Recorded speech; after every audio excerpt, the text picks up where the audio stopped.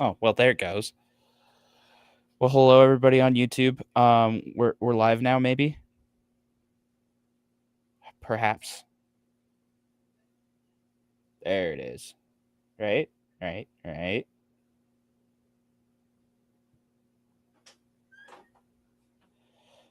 I fixed it. Woohoo! It just decided it was going to be stupid for no reason. Hey, there we are. I see us. Yeah, it just decided it would be stupid for no reason. So all I had to do was hit the button twice.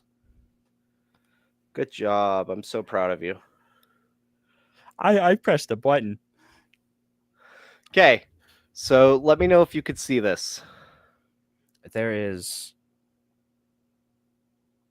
stuff on the rock. Here, I will. Just give me 1 second. I will send you a photo, and that way you can actually use it. Ah. Do, do, do, do, do.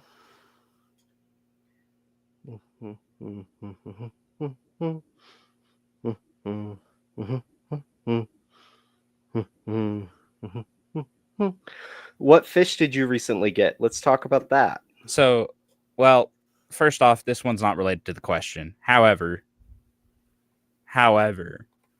it's a cool one. I may have spent more on a fish than anybody should spend on a fish, but here's my new flame angel. Um, his name is Little Gary, named after Gary, the other coral beauty that I had, the other dwarf angel, who mysteriously passed away for no reason. But this is Little Gary. Anyway, for algae control, I ended up doing something kind of silly for my saltwater. In that I put a molly. I put like 3 mollies in there. Good. So I don't know if you. Oh, you can see it. Look at that. Look at that. There's You can see my clownfish. You can see a damsel, and then hey, look, a molly. Freshwater fish in the saltwater Yeah. tank. They've been in there for like a couple weeks now, and they like to pick at the glass and eat that hair algae, which I think is pretty neat. They are really good at that. Yes. Yes, they are. So one of the things you can do to control algae, but it's not the best strategy, is to add things that eat algae. Yeah, I don't know because right, what if the underlying reason you are running into algae issues are that you are overstocking your aquarium? Right? Like is that not the most like detrimental like decision that you've probably made at that point, Just like, hey, Right. Yeah, the reason why I was like, hey, let's discuss this is because I get this question all the time at work. Well, it's not really a question. I have to explain to people why this is a terrible idea. You do not put a pleco in a 10-gallon tank with a goldfish because there's too much algae in there. Guess what? yeah. Plecos are just going to make the problem worse. No, but my saltwater tank isn't like crazy overstocked, and I keep up on my water changes. So I figured the mollies could just help basically keep it under control. They're not gonna eat all the algae. They're not gonna take it all away and make my aquarium sparkling clean. No, in fact, they might even add to the problem. However, um, they can help keep it under control. Did you get a mixture? No, I just got like 3 Dalmatians. Did you get all males or just females, Oh, I or got a male and 2 females. I'm kind of curious if they're gonna breed. they usually do? And those, I don't want to say those offspring are the hardest offspring to kill, but those offspring are the hardest offspring to kill. Well, yeah, because and I don't think I would mind too much. And then if I need to, I have an anemone to feed. All right, I just sent you it. Oh, good. It's through email.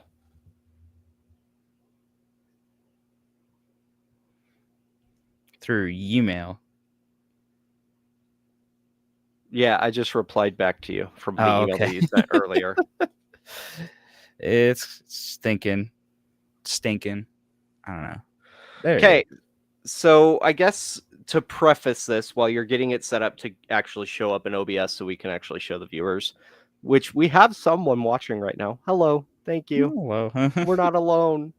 Yay. Um, to preface it, I have a whole bunch of different types of rocks, obviously, inside my aquarium because I undergraded in geology as well as natural resources. So I just have an eye for pretty rocks, and I need to have them in there, right?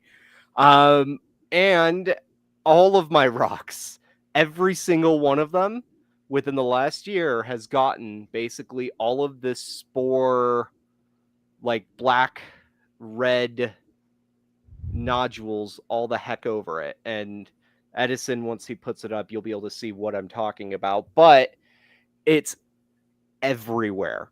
Everywhere to the point where I have had to pull all of my hardscape out of my 40-gallon, and now it is basically it's cooking. That's its goal for the next couple days is to bake in the sun Let him and cook. get better and get rid of whatever the heck this is. Yeah. So yeah, especially if you zoom in on it, right? It just looks, I don't know what the heck it is, but Algae. I get okay. we know that it's algae, but I think it's actually spore-based algae, which means it might be BBA, but it's not BBA in the sense that it's taken off like the long strands of what I'm thinking BBA looks like, right? Well, it might just be the beginnings before it grows out into the long strands, because you can kind of see over here where it's starting to like get hairy. Oh, pop out. Yeah. Wondering what the microscope would say when I if I were to stick it underneath. Do you have a microscope? I have a digital scope, not a Oh. good one. So I have an microscope for like that was like $80 off of eBay. yeah, you should. I'll send this to you, and then Good. you can take a look at it. Because it'll be alive by the time it gets here. No, it won't. I expect this thing to die. I honestly Die. it even started attaching itself onto my driftwood, which really sucks because I had to pull out all of my driftwood basically. Oh, fun. And then you boil it again. Yeah. Yeah. Make that Aquarius tea. Yep. The specialty. Literally. Okay, so now that we have identified what the problem is, how do I fix it, Edison? Help. Okay. Well, if Kyle were here, he'd probably already have gone into a tirade. But here's the thing. we miss Kyle. Kyle is not here. We don't listen. Yeah. He's out playing music on Friday nights now, by the way. That's good for Getting him. way Really too good for drunk him. for his own good. Hey, man. If I could, I would. Yeah. Anyway, what I find is there are generally 2 or 3 causes of algae. That is, the first is really just an excess of nutrients. So nitrate, phosphate, those ones. Luckily, you can test for those, and you can actually see if that's a problem or not. Or if you don't really feel like forking out for a test kit, just do a water change. I do have a test kit, obviously. Well, okay. Marine biologist without a test kit. It's just hilarious to think about.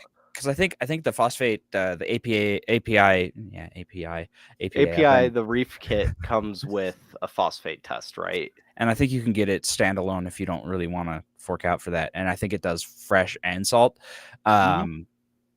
So, it's fun to test it and see what's going on. But yeah, that's really the biggest, in my experience, that's the biggest contributor to algae, is just too much nutrients. And you know how too much nutrients gets in there is overfeeding, overstocking, and both of those combined. Which mine, I guarantee, is the overstocking versus overfeeding by far. Because I don't want to say I've put them onto a realistic schedule for their food, but my fish are hungry because I don't feed them every day anymore. I feed them once every 3 days, and Yeah, that's I'm just uh you know I'm a college student with depression. I don't feed them regularly. that's you yourself don't feed yourself regularly.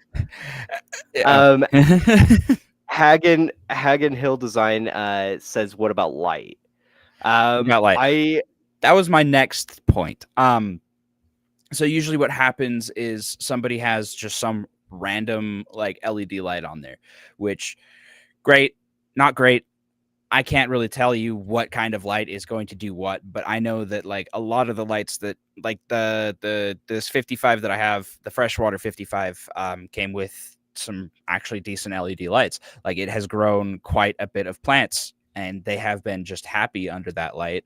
Um, like I have put duckweed in there, and it has so much flow that I was like, "There's no way this duckweed's going to survive," and it has survived, just Mhm. because of how much light is up there.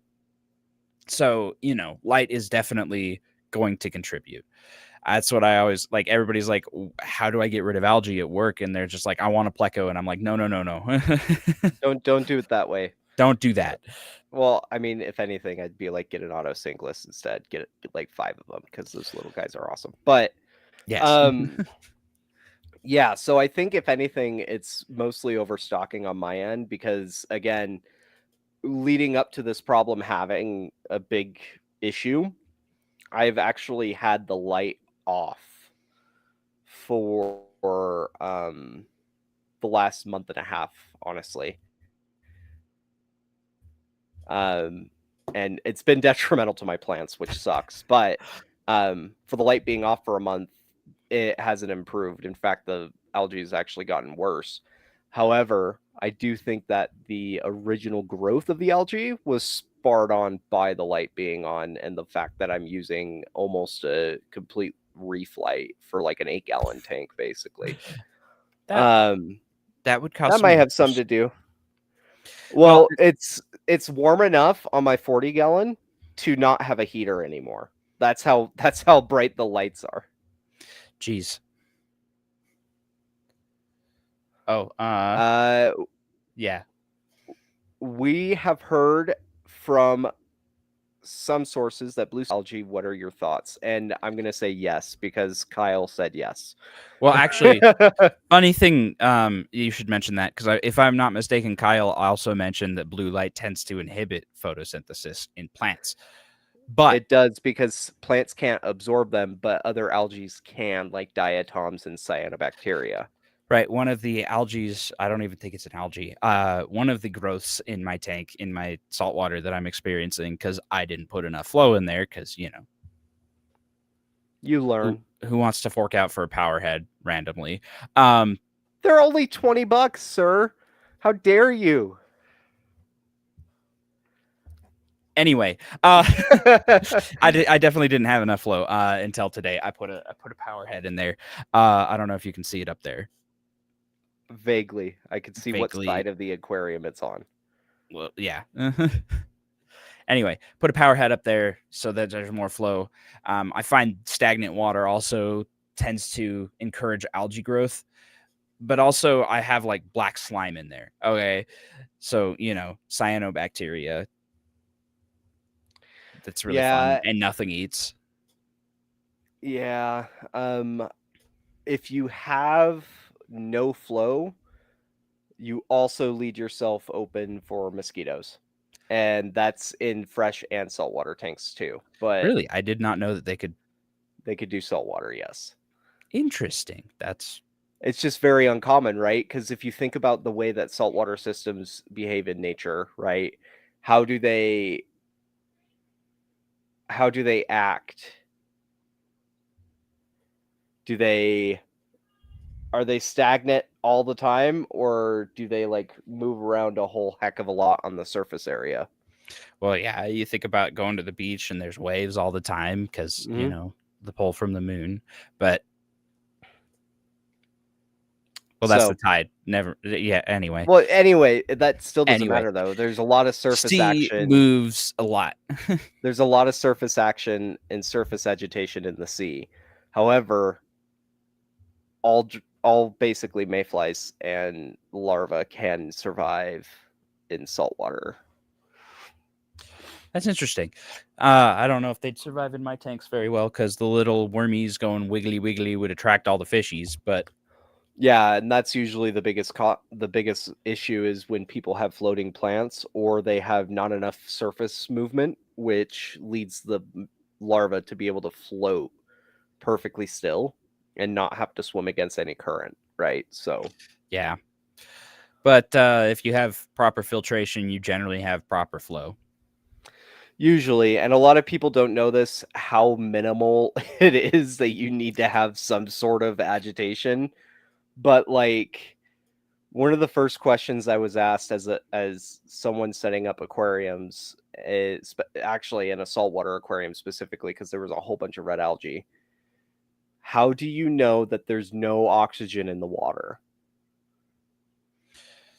Well, that's And I was like, everything dies? And he's like, yeah, well, you have literal photosynthesis happening, which means there is oxygen in there. right. And so, and that's the biggest caveat with all of algae control is that algae isn't inherently bad. It's true. Um, it is not dangerous. It is not a problem for anything that is swimming in the water column. Growing on plants, that's another issue. But if your plants and your algae can coexist, I don't really see a problem with algae, especially considering that like you have like mollies that eat the algae.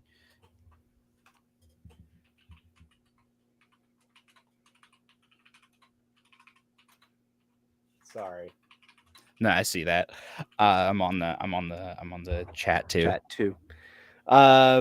Yeah, and I mean there's other disadvantages to that too, right? If you had we were talking about it just a second ago. If I put mollies into an aquarium, they are a dirty fish. I'm not going to lie. They are like the dirtiest of all fish. I And yeah, their if live you bears are disgusting. yeah, and if you give them an unlimited food supply like BBA or phosphate algae or red hair, they will breed to the available food supply, right? And so um I think it is understanding that there's checks and balances, right? For your aquarium, we've been over this before. It depends is our It statement depends. because that's how we live, right? But um, it push comes to shove, you're gonna know whether or not you're putting too many nutrients or if you're giving too much light to your aquarium because your indicator species will let you know that. So different snails, different types of, fish, live bearers, population control stuff, or everything's going to look like crap. And there's, it's just those two ways of knowing that's exactly what I don't want to say that's what you deserve, that's what you get, but I hate to say it. If you overfeed or you overstock, that's what you deserve, that's what you Well, get. So so it's overfeeding, overstocking, and under maintaining. yeah, that's my fault too. And I'm not saying that I'm not guilty of it myself. No, everybody is. You see how yellow that water is? I probably haven't done a water change on that in very long time. But I've noticed I've started like really taking care of my saltwater tank. And I've been like doing I've been doing like 2 5-gallon buckets. So I don't even fill them all the way because that would be ridiculous and that would be messy. So I'm thinking like 8 9 gallons that I take out on a week basis, and that's a 75, by the way. So we're talking maybe about a 10% water change, It's and 10 to just 12%. Yeah. yeah, 10 That's to great. 12% water change just once in a week. It keeps the water so much clearer because me and my wife were looking at it and talking today, and we were like, that looks really clean. I just did a little water change just like yesterday, and it looks really clean. Um, you know, Never mind all the black slime on the substrate, but um, otherwise the water looked Aquarium is cycled. yeah. Otherwise, the water was just clear. Mhm. I'm wondering too, because this is a new issue, right? It's same tank that I've had, same filtration basically, um, for the last year, but I just now put the light on this last year. And so I'm wondering if the new light also might be contributing to it somehow too. Um, I have, just gonna grab it real quick. So this is the actual light board for what I'm using right now currently. Oh, geez, that's a lot of lights. Yeah, and it gets a not insubstantial amount of brightness, but How many watts is it? this one is, I believe, hang on, give me 1 second. Because you can kind of go by wattage with LEDs, just because I think the 8-footer when it was together, because this is it's two boards put together for an 8-footer, and right now, or a 6-footer, I mean. So I have a 3-foot downstairs, and then this is another 3-foot. Oh, okay. I think together they were 350. So that means crap. that individually they are 175s. 175 watt. Yeah, those my reef lights, they're 60 watts each. Yeah. So explains why my water is warmer to the point where I don't need any heating whatsoever. Yeah. But I did want to point out this has committed the cardinal sin in the way that Kyle also says they commit cardinal sins. So LED white, white, white, white, white, white, white, white, white, white, blue, blue, blue, white, white, white, blue, blue, blue, blue, blue, blue, blue. So Kyle will tell me that I have committed a sin against heaven and earth. Well, you've committed a sin against your plants. So all of a Yeah. sudden now algae has a lot more light to do stuff with. Well, I tried cutting out the blue and that doesn't work. It strips out the entire light. So yeah, I could drop my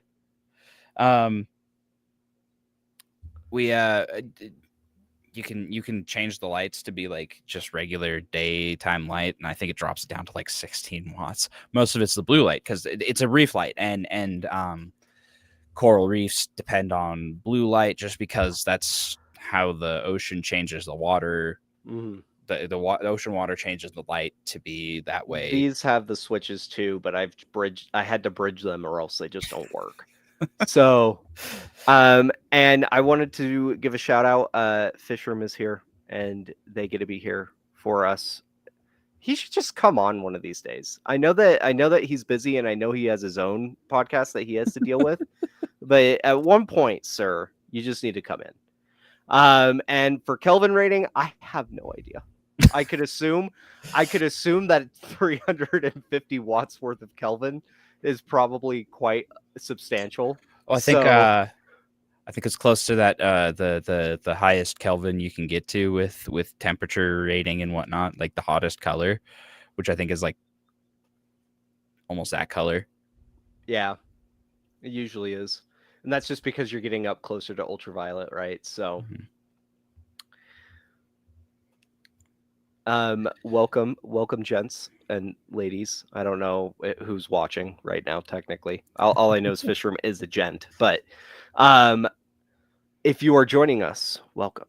We were talking about algae and lighting and all of that fun stuff. Because I don't care what kind of tank you're keeping, there's going to be algae.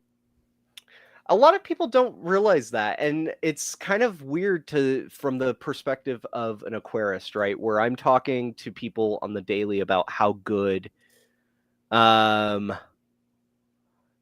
Hill Design is one lady and one gent. Welcome. They as an aquarist, right, professionally, I have been told many times like, hey, that looks like crap, you need to clean it. And I'm sitting here watching the algae do its job, basically taking care of the tank by getting rid of extra nutrients, and then having people tell me left and right, no, you have to get rid of it, it looks like crap.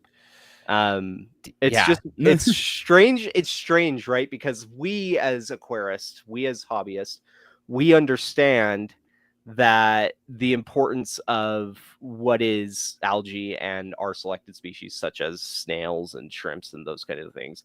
But to a lot of people in the like non-scientific world or even non-hobbyist world, the people who like entertainment stuff, right? Right. They think it's ugly and they think it's just gross, and I hate it. It makes I'm me so trying to sad. I'm trying to find a picture of my aquarium before I really got the hair algae under control. My saltwater tank was hairy. Oh, put it up, put it up, put it up. Yep, I think I found it. Let me put that from my phone onto my computer here. So just to preface this, I was working on this. This is my first venture into saltwater. So I and the guy I got it from before hadn't really had been slacking on the water changes, so so there was a lot of nitrates, phosphates in there. So don't judge me, but it's a lot better now, as you can see. But yes, this was my aquarium.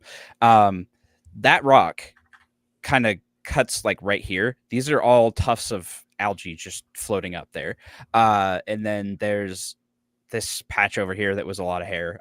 Yeah, but my phosphates and nitrates were never lower. Yeah. Yeah, it's just frustrating, you know? And a good example of this, there was a tank at the aquarium that I did, and it was cold water marine. So it was like Maine lobsters basically. That's what it was. It was sponsored to be cold water Maine like coastline. Okay. And it had nothing but red algae in it because that's the only thing that was in there. And so my boss, I would do a water change, and then it would be it would be perfect for a while. It looked great, look awesome. And then my boss would come up to me and be like, "Oh, the water looks like crap. What the hell?" And I'm like, "But like you asked me to get rid of what is giving it the clarity that it is, and I'm sorry." Right. It's like, do you want the water clean and clear and the fish healthy, or do you want it to look nice? It's true. So I guess the long tangent that we've been on here Yeah, is we that have been on nothing but a tangent. We don't keep on topic algae here.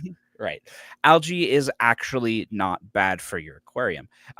Like that picture I had of my aquarium, my when I first got my aquarium, there was like no hair algae in there. I introduced the hair algae with live rock from work, um which I don't regret at all. Mhm. It's quite beneficial for the tank. But the hair algae just suddenly took over because there was a lot of nitrates, a lot of phosphates in there. I wasn't keeping up on the maintenance. I didn't do my changes like I should have been. But now that I've started doing my water changes, now that I've started like keeping up on maintenance and just, put more flow in there, put something in there to kind of clean up the algae a little bit, it's a lot better. Yeah. And yeah, I think if you're controlling it in the sense that it's bio-controlled, I think that works out usually better for obviously the tank and the long run, than just dumping chemicals, right? Because I hate to say it, but you could do that, right? There's nothing stopping you from putting a bunch of carbon in a canister filter. Um, Well, there is one huge caution I do have. With the chemical. I've seen when it blows up. Um, Not on my own fish, luckily. But what happened is I had a lady come in. She was like, "My Blackmore is like on the ground, dying. I don't know what to do." And oh yeah, I was I've like, heard of "What this. did you do? What did you do?" Right. Turns out she had put in some of that algae killer stuff. The LGX, whatever it is. Algae Fix. That's it. Yeah, The API brand Algae Fix. okay. She'd put some of that in there, and the problem is, it's fine for fish. I believe it does mess with inverts though. The A chemical lot in of it. lot of it does because it's all copper based, right? So I would assume so, but anyway, what happens is you have a bunch of algae dying, and all that nitrate, all that phosphate, all those proteins that they've now made, because that's what life is a bunch of proteins just working together to do things. um Enzymes, proteins, that it Hagen Hill design also says lowers oxygen content too. well, When you put absolutely, things like that, because yeah. you suddenly stop all this photosynthesis, so now the CO2 is just skyrocketing, and you have a lot of stuff starting to break down, causing even less More, oxygen in yeah, there. it's causing even more contamination, yeah. Right, so all of a sudden, something that was cleaning your water is now not, and it basically just skyrockets your CO2 and ammonia and nitrate Yep. and phosphate and all these good things that aren't necessarily bad in small concentrations, but suddenly they're huge. Um, It's a so spiral. It is it's a a spiral. spiral, and it'll just kind of crash a whole tank. Um, so I was like, you need to change all that water. You need to try and not stress out your fish as much as possible. Luckily, Mhm. we saved the fish, and she came back in and told me that, and I was really excited that her Blackmore is now doing really well. Aw, that's so Um, nice. yeah, but like it sounded like ammonia poisoning to me, and I'm Yeah. like, that it's so caution with those. With chemical fixes for so I'm curious now what chat will say, and, we can keep kinda going on this tangent, and we can kinda talk about into plants a little bit, but, I'm curious now about how you would go about treating algae problems while you have plants that you could use chemicals, right? Because obviously everybody talks about peroxide or stuff like that, right? To treat different types of plants and different types of aquariums for algae. But how would you go about doing this, right, with your plants without ripping them out? Because that's the I don't want to say that's like the first thing that usually happens is someone sees, ah, I have BBA, I'm gonna, snip that leaf. That's no longer a problem for me. In fact, snipping that leaf might be worse, I because know, I know. now you're getting rid of something doing photosynthesis, making the plant grow. So now it's going to be able to take up less, not be able to take up as much nutrients from the water, giving more nutrients to the BBA. Um, I So yeah, personally have gotten rid of BBA by accident. how'd you do Um, that? It's Basically, like you what accidentally exterminated an entire population of animals. Yeah, how do you accidentally do so that? I don't know if I've gotten rid of it completely, but I think that's the first thing you have to understand with controlling algae. You are not getting rid of algae. There is no way to get rid of algae completely. And right, and so that was the last thing I was probably going to talk about with what causes algae is an imbalance. When your take is You imbalanced, it's fun how you say imbalance if you just look at what Empire of Dirt Aquatics just commented. yeah, that's what reminded me. So thanks Empire. But yes, the imbalances are usually what spark algae. Mhm. You either have too much light, too much nutrients, not enough plants, not enough water changes. Something is not right. And so, like they say, sometimes you just ride out the storm. Yeah. And honestly, it's probably better that way, in my opinion. It sucks because sometimes you're like, ah, I'm going to lose a lot of plants, especially Anubis. If you have Anubis just like growing and then all of a sudden it gets BBA, right? You're going to lose a lot of your Anubis. Well, But and at work we get I, it's not a policy, but we've been throwing our plants into the aquarium walls because the fish like it and the plants like it. But we do get some weird. It's like a black film algae. It's not BBA.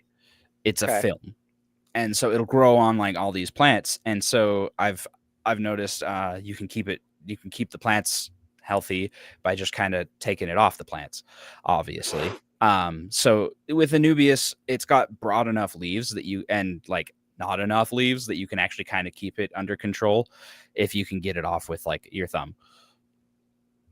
It's true. Because it doesn't hurt Yeah. the plant at all to just kind of like rub it a little bit. Yeah, that's true. Interesting. But Interesting. algae control is more about mastering the control of your environment in your It's tank true. And because you have a whole ecosystem. that's why a lot of people they turn to especially Wallstead method tanks and they're like, ah, yes, this is the end all be all, right? But it's you have to get it first, right? You can't just expect perfection the second you okay. There are some people that could do it. Like I'd imagine Kyle, if you give him the option to, he would be able to like create a tank and in 2 weeks have it self-sufficient in the amount of algae that's growing. But Right. he's the exception, right? We're Well, talking to a broader audience here. and this is someone who has had years of experience in the hobby Yeah, and that's has exactly learned why. that you have to work with the algae, not fight the algae. It's true. And there are certain things, and so that's why it's algae control, not algicide. You know what I mean? Yeah. And that's why algicides are generally harmful to a tank, is because it wins the war, but not the battle. You know what I mean? Mm-hmm. Yeah. And so it's kind of one of those things where you have to just accept that there's going to be algae. That's the first step in controlling algae. Accept it. It's like being an alcoholic. You have to admit it first, right? Right. And then all of a sudden you're like, ah, yes, I found Jesus. Because that's what saved you. I have feelings. Oh, and then Empire of Jeff mentioned Jeff. again. Green water, yes, depending on the type of fish that you have in a tank or pond. I would like to, I don't want to say put on my little scientist cap here. Hagen also said, will more plants help? It depends. And I don't want to say that as the answer for end all be all, but that is our catchphrase here. That is our end all be all answer. That is. So here's a good example of that, Kay. I'll give you 2 lakes as like these analogs for what we can talk about in the way of helping with plants or not, and when we talk about green water. We have Lake Erie, which is a inland salt fresh lake, right? It's on the coast of Michigan, Ohio, Pennsylvania. Wonderful places, beautiful countryside, known for not cleanliness. What's the word? Environmental catastrophes. In fact, the Cuyahoga River leading into Lake Erie has caught fire multiple times because of the environmental contamination in the river and Lake Erie itself. So, all that being said, Lake Erie is very green. It's very blue. It's very much full of cyanobacteria because it has a whole crap ton of nitrates available to it, right? And so when it comes down to it, they didn't add any plants to it. They instead added algicide to it. And that had ramifications for across a lot of different things, but most specifically, it had ramifications for different types of local pumpkin seed and types of deep body bass and those kinds of things that live in Lake Erie, right? You dump a whole bunch of algicide inside of a lake, fish are not just going to be like, ah, yes, this is totally fine, right? Yes, all this ammonia that's suddenly released. Yeah, exactly. And great. so they did it right after a seasonal turnover, which means that it wouldn't have adjusted the ammonia insanely much to the point where like it's different from when the turnover happened, right? Because for those that don't know, lakes, they rotate, flip on their sides basically every summer and then go back to normal in the fall. And so their plan was it wasn't going to mess with it too much. It backfired because there was populations that just went extinct basically in Lake Erie because of that. On the other scale of that, I'm going to talk about a more local lake to us, Utah Lake. It's very much a green lake just because of what it is. However, they actually went for biocontrol for their lake, and they introduced some suckers that were native. So suckers, catastomids, are native to Utah. You can find them in rivers and streams. But they repositioned some of the populations to go into Utah Lake, as well as they included a whole bunch of different calcium carbonate local like aquatics and plants too. So things like hornwort and different types of like semi-aquatics, right? And they saw a significant decrease. Hey, there it is. Yeah, It's a catastomids, yeah, northern hogsucker. yeah. Those are common in almost all states, by the way. Oh, interesting. They're not as pretty. Well, sure, but clear water is a lot better than not Hagen clear Hill water. lives in Wisconsin. I feel bad for them because we just dissed one of the Great Lakes. Well, I don't know if we But dissed it, but just told the story.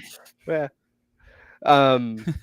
Anyway, so they included those, and they saw a drastic decrease in the amount of like excess, like just the amount of excess nutrients inside the system.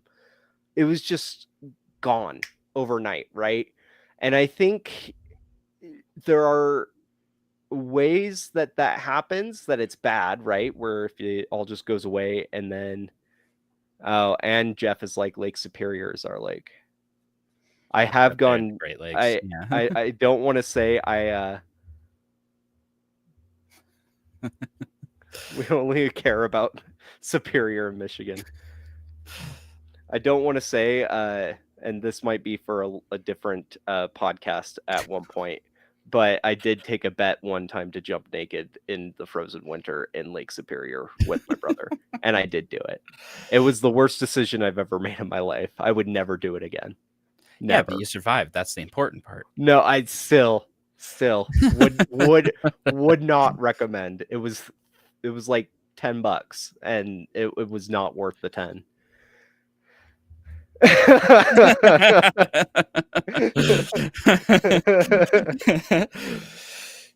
We also used to take the ferry to Ontario, Canada, and I may have pushed him in, which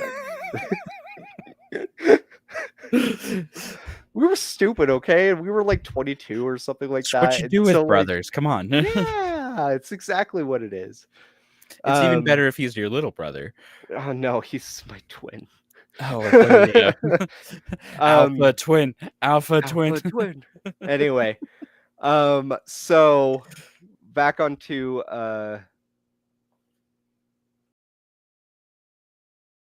it's close to the same temp in the summer. I used to swim in Superior. Superior is nice though. It's super clear. I love it. In fact, I don't want to say I have a job interview up there, but at John, I can't remember what's the name of the place. But yes, the tangent here. Yes. The tangent here relates to what we're discussing because John Ball Zoo, by the way, is where I just had an interview with. Anyway, cool. Continue. The tangent here is illustrating the point that depending on the system, different methods of controlling algae work differently. You can't expect it to be clear overnight. You can't expect one solution to work exactly better than the other, but you have to understand that one thing is going to affect another. That's how an ecosystem works. Your little enclosed ecosystem in a box is more or less closed. It's not closed because you do water changes and stuff. It can evaporate, and it's not like what is that anyway? Not closed system, but it's pretty much a closed system. Yeah, it's close enough to the point where, especially for me, when I'm logging any type of scientific information, I have to say it's a closed system. There's just no way. Right. There's not enough factors affecting it besides you and yourself as the aquarist that make it an open system. You know what I mean? Where a Yeah. lake, you could call that an open system, but still, it's more or less its own ecosystem. Yeah, and a really good example of that, by the way, if anybody needs to ask, if you ever get to the point where you're like, is this an open or a closed system? You can be like, where does sedimentation go? Do you get sediment input into your aquarium and does it leave? Right? Because that would mean that it's an open system. But Unless you got a shovel, it's a closed system. Exactly. Regardless, that's why maintaining your tank is so important to the issue. It's there's if you think about it, it's like nutrients are basically a power vacuum. Once it's like uh, if you overthrow one despot government, someone's going to take his place. You know what I mean? And Yeah. so if you get rid of the algae, something else is going to take its place to fix that balance. That's just how nutrients flow in there's just too much life in Mm-hmm. your ecosystem that if something isn't using those nutrients, something else will. Makes me really scared when I think about like micro tanks too, right? If you're talking about this giant ecosystem existing in our tanks, for instance, right? I have the 40 downstairs and you have your 55 and 75. These ecosystems, they are almost like perfectly balanced with each other in the sense that there is always an opposite reaction happening to the actions that are currently undergoing. In a smaller system, those are more drastic.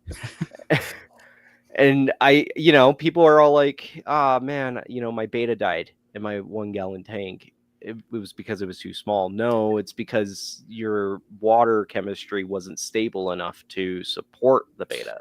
And there's no way in a closed system in 1 gallon that it can be stable enough. Exactly. And a lot of That's people don't recognize that either, but it's like the amount of ammonia beta is going to put out isn't like huge.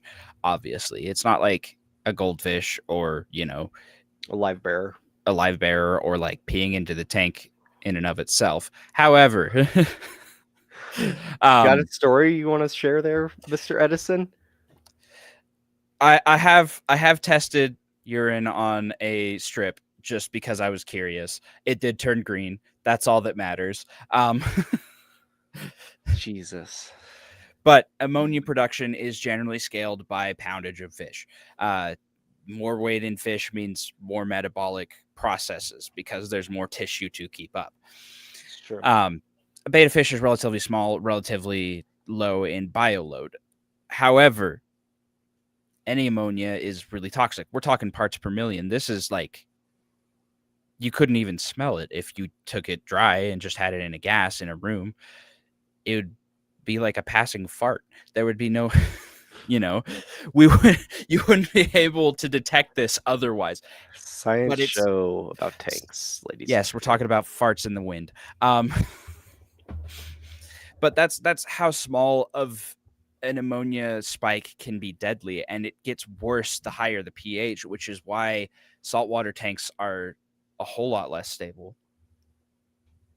Because well, not stable, but like easier to mess up because the ammonia is 10 times more toxic by 1 degree of pH, right? If you go from 7 to 8, it's 10 times more toxic. I will let you answer the second question by Hagen because you brought it upon yourself. But I will answer the first question. That's a good one.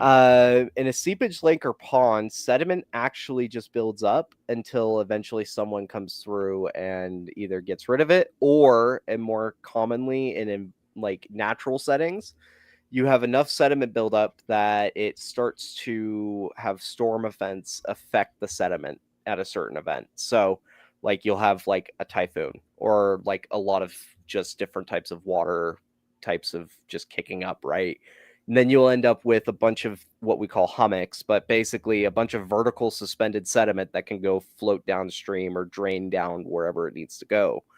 And then if that doesn't work, in nature, I hate to say it, but nature takes the path of least resistance. And so if you fill up a lake with sediment, it's just going to down cut through that sediment and then put another lake at the end of whatever it has the next available spot that's lower than that point, right? It's how we get sedimentary layers in lakes in, through geologic time and history is just through backfill, right? Um, and there's obviously ways that we can tell that it used to be a lake because there's specific key indicators behind that. But yeah. All right. Go for the Second most question. scientific question. The most scientific question. Do fish fart? I don't believe they have the right gut biome to be able to fart. They do not. We only fart because of how our gut biome reacts with stuff and how it processes stuff. So we get a gaseous buildup, which has to go somewhere. Yep. And it's also because evolution, right? When we look at the intestinal tract of a fish, they are more readily available to do osmosis through their small intestine than we are. And that's why we have problems with it, right? Is because our small intestine can do osmosis, but it's not like all of the amount of nutrients that we get is not from that. So, right. If I'm not mistaken, most of our water and nutrient, like micronutrient uptake, is through our large intestine. Yeah, that's exactly right. So, whereas I don't even know if do fish have a colon? No. Yeah.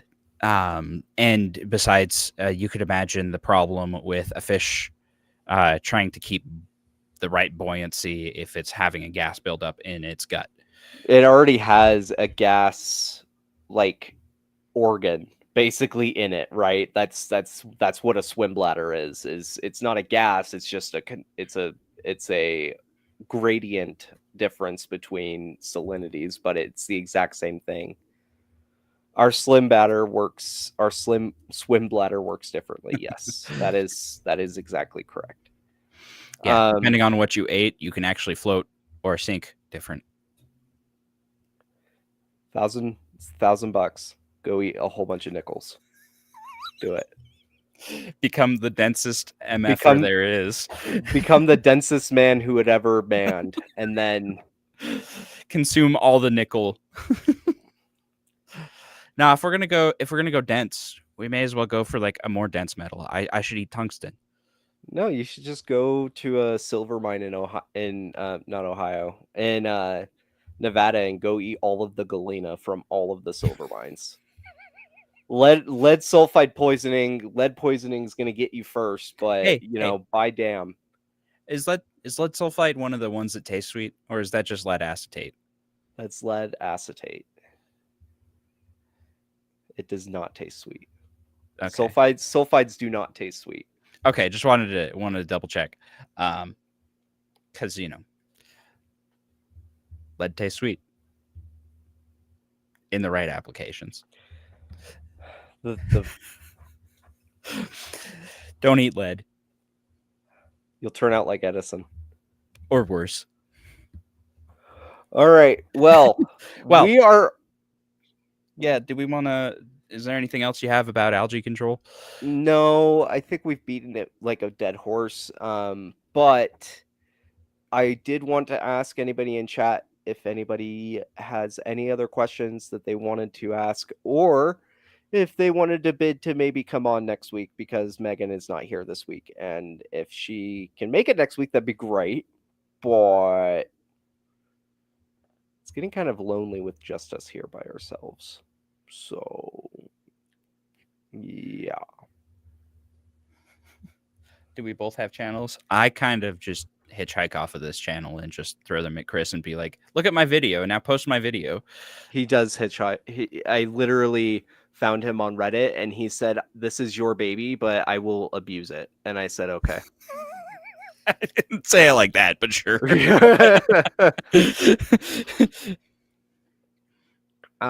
But yeah, we are just doing this channel specifically for right now. I am what? No, go on, Edison. I have a TikTok where I basically post memes, and they've started becoming more aquarium memes. But yes, you absolutely subscribe. Please do prescribe to the channel. prescribe. In fact, we still need to buy the 100 subscriber shirt that Kyle said he was going to fund, and one of those shirts gets to go out to someone. Oh, But right. we are almost at 250, so I might as well just make it the 250 shirt. $250,000. Your stream is at the same time as another one I typically watch. No, Jeff. It's okay. I'll let you pick favorites. It's fine. Yeah, with the amount of media on the medias, you kind of have to pick and choose. It has been a pleasure to have you a part of our chat. Just saying. We love our Also, viewers. yes. Also, that the date and time might be able to change too. It depends, because my new job as a video editor for the news station is off Mondays and Tuesdays, and so I could do it Tuesday night or sometime during Monday in the middle of the day or anything else. So thank you, Jeff, for stopping by whenever you can. Oh, well, thanks. Aw, Thanks, guys. thank you guys. You guys are so awesome. It explains why you guys are both from Michigan. Because, it's the odds are that no way in heck, people randomly are outside of the state of Idaho or Utah that would have found us. So, but yeah, we do make videos every now and again. I think I have one about stalking that I threw on the Google Drive that has yet to be uploaded. I know it's my fault. I keep forgetting. I'm sorry. No, it's all right. I'm not like in a rush to upload it. I just made it. I'm like, here's my thing. Here's my thing. And I thought I made it. At least there were some quite humorous bits in there. I think they were pretty good. Also, to those that are still in chat, if you guys wanted to have any input, I am debating if I wanted to keep on the science of rocks and aquariums, and that specifically, I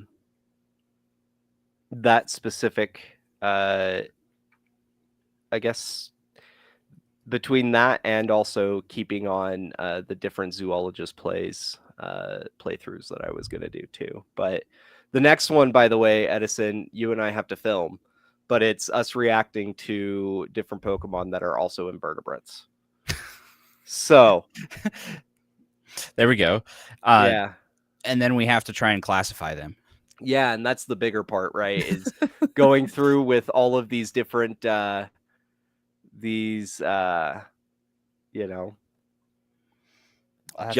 looking things. I will have to check out the Fish Fam link though. What is Fish Fam link?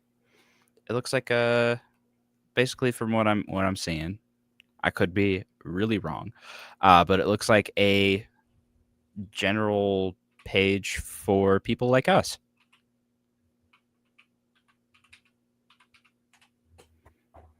Just a bunch of different like streamers and whoa, yeah, no way. Well, now we're gonna have to like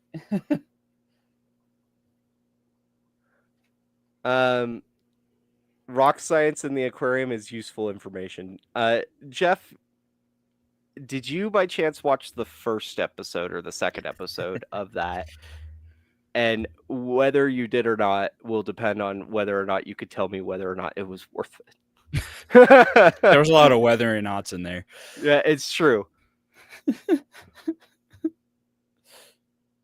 They just saw it for the first time. Man, I gotta check this. Yeah, we gotta set that okay, up. he said he didn't. Well, if you wanted to DM us afterwards to let me know if you think that it would be worthwhile continuing further. I have it all recorded. I just need to actually go through and We also have an email that you can send us if you prefer email. It's oftanksandscience@gmail.com. Yep. Oh yeah. Send us questions. Send us concerns, comments, anything. Yeah, and you guys can also ask questions for this podcast too, because we usually go over. So thank you, Jeff. I appreciate. And oh my lord. So yeah, we are going to definitely fish fam link Oh this yeah. up the wazoo. But I think that's all the time we have for tonight until tomorrow or But did we until want to next have week. our? Did we want to have a quick controversial question? What's their controversial question? Oh, that's a good question. I didn't have one in mind. I was just wondering if you did. I did not. All right. Oh, I guess this is a weird like weird Controversial. controversial question. I can speak, I promise. Um if someone asks on a resume if you have predator experience, could you say that you have worked with aquatic sharks? Okay, And that was that would not where I be thought that was going. where did you I was going to talk about a cat? No. No. You don't want any of that predator experience. So Hagen says yeah, that does count. Okay, So well, I guess it's just me. That kind of predator experience generally lands you in places you don't want to be. okay, but I've been swimming with sharks and I've cleaned their tanks before. And I'm Okay. not scared of them. Well, so who has ever not embellished the truth a little on their resume? Embellish the truth a little bit on their resume. Embellish, I'm sprinkle in a little bit of. Yeah, I'm just worried that if I do have an interview to be a lion keeper one day, they're going to be like, "Oh yeah, do you have any predator experience? Tell us about that." And I'm going to be like, "A shark." And they're going to be like, "That doesn't count. Go home." Hey, humans are apex predators. Come on. You have raised a predator from birth. Technically, yes. By definition, yes, I have. So yeah, you have primate and predator experience. Yeah, exactly. It's not going to happen. I've raised a child. I guess you could say I'm prepared for anything. Oh man. I feel like that's a good answer. Tell them I am a predator. Yeah. There you go.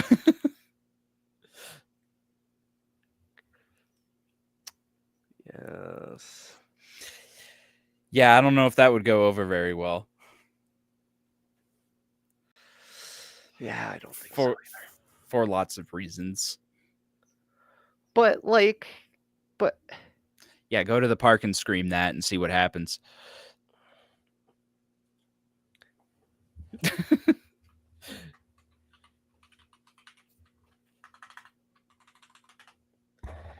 all right. Well, I think that was the big discussion. Yeah, algae. Algae. I'll have something prepared for next week. We'll have a good. I mean, we did a pretty good job this week. I think next week we should still play it by ear in case Megan decides that she wants to show up. So, Well, we should just have a nice topic. I'll think of something. okay. All right. Until next time, I am Chris. And I'm Edison. And this is Tanks and Thanks. Thanks for watching. Thank you.